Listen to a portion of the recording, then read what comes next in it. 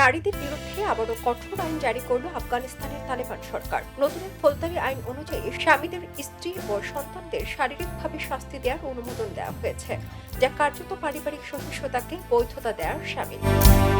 British online সংবাদপত্র the ইন্ডিপেন্ডেন্টের এক প্রতিবেদনে এ তথ্য জানানো হয়েছে।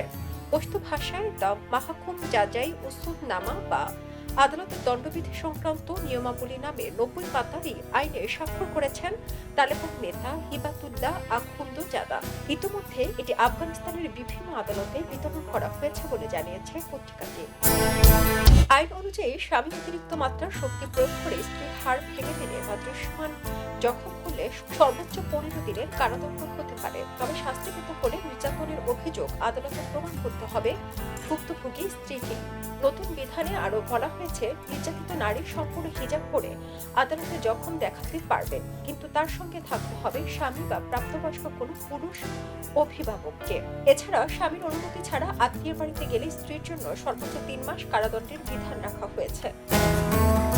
প্রতিবেদন অনুযায়ী নতুন দণ্ডবিধিতে সমাজকে 4টি শ্রেণীতে ভাগ করা হয়েছে: উলামা, আশরাফ, মধ্যশ্রেণী ও নিম্ন শ্রেণী। একই অপরাধের শাস্তি নির্ধারণে অপরাধের ধরন নয়, বরং অভিযুক্তের সামাজিক অবস্থান বিবেচনা করা হবে বলে উল্লেখ রয়েছে। মানবাধিকার সংস্থাগুলোর আশঙ্কা, এই আইন আফগানিস্তানের নারীর অধিকারকে আরো সংকুচিত করবে। আন্তর্জাতিক সম্প্রদায়ের নজর যখন কাবুলের দিকে, তখন এই আইনকে ঘিরে বৈশ্বিক প্রতিক্রিয়া কতটা জোরালো হয় সেটি এখন দেখার বিষয়। এলো খবরের কাগজ, নিখাত, নির্ভীক, নিরপেক্ষ।